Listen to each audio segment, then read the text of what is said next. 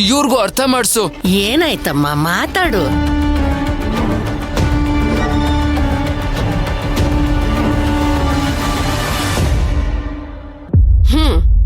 ಇವಳು ಸುಮ್ನೆ ನಿಂತಿರೋದು ನೋಡಿದ್ರೆ ಗೊತ್ತಾಗಲ್ವಾ ತಪ್ಪೆಲ್ಲ ಇವಳ್ದೆ ಅಂತ? ನಾನೇನ್ ಇವ್ರಿಗೆ ಬೇಕು ಅಂತ ಹೊಡೆದಿಲ್ಲ.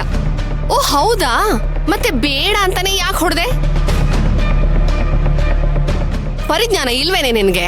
ಚಿಕ್ಕಿ, ಯಾಕೆ ಹೀಗೆ ಮಾಡಕ್ ಹೋದೆ? ಛಾಯ ಕೇಳಿದ್ಮೇಲೆ ನೀನ್ ಕೊಡ್ಬೇಕಲ್ವಾ? ಏನು ಕೊಡೋದ್ ಬೇಕಾಗಿಲ್ಲ.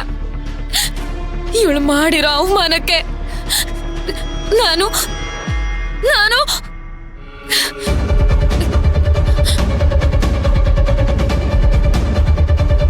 ಛಾಯಾ ಹತ್ರ ಬರ್ಬೇಡಿ.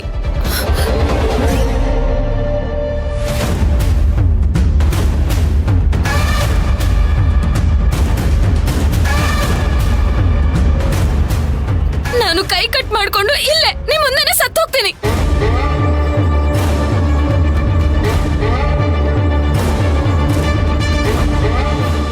ನನ್ ಸಾವಿಗೆ ಈ ಭಕ್ತಿನೇ ಕಾರಣ.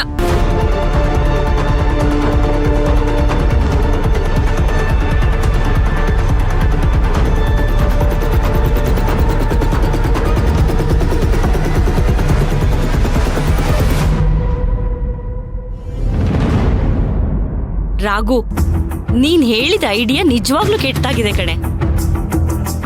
ನೀನ್ ಹೇಳ್ದಂಗೆ ಒಂದ್ ವೇಳೆ ಶ್ರೀಕಾಂತ ಗುಣವತಿ ಹತ್ರ ಕೆಲ್ಸಕ್ಕೆ ಹೋಗಿ ಒಪ್ಕೊಂಡ್ರೆ ಅವನಿಗೆ ಸಿಕ್ಕಾಪಟ್ಟೆ ಅವಮಾನ ಆಗುತ್ತೆ ಕಣೆ.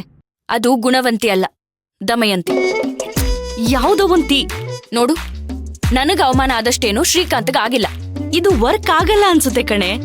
ನೀನೇ ಒಮ್ಮೆ ಯೋಚನೆ ಮಾಡು. ಶ್ರೀಕಾಂತನ್ ಟೆಂಪರ್ ಅವ್ರ ಹತ್ರ ಕೆಲಸ ಮಾಡಕ್ ಬಿಡುತ್ತಾ? ನನಗೆ ಅವಮಾನದ ಬಗ್ಗೆ ಯೋಚನೆ ಇಲ್ಲ, ವರಮಾನದ ಬಗ್ಗೆ ಮಾತ್ರ ಯೋಚನೆ. ಚೆನ್ನಾಗಿ ದುಡ್ಡು ಸಿಗುತ್ತೆ ಅಂದ್ರೆ ಯಾವ ಕೆಲ್ಸ ಆದ್ರೆ ನನಗೇನು? ನಿನ್ ಗಂಡನಿಗೆ ಇನ್ಸಲ್ಟ್ ಆದ್ರೆ ನೀನ್ ಅದನ್ನ ಸಹಿಸ್ಕೋತೀಯ ರಾಘು? ಆಗ್ಲಿ ಬಿಡು. ಅಲ್ಲ ಕಣೆ, ಗಂಡನ್ ಮೇಲೆ ಸ್ವಲ್ಪ ಕಾಳಜಿ ಪ್ರೀತಿ ಏನು ಇಲ್ವೇನೆ ನಿನ್ಗೆ? ಅವನ್ ಬಗ್ಗೆ ಪ್ರೀತಿ ಕಾಳಜಿನ? ಇದೆಲ್ಲ ನಾಟಕ ಅಂತ ನಿಂಗೂ ಗೊತ್ತು ತಾನೆ? ಏನೇ ಆದ್ರೂ ಹೀಸ್ ಯುವರ್ ಹಸ್ಬೆಂಡ್.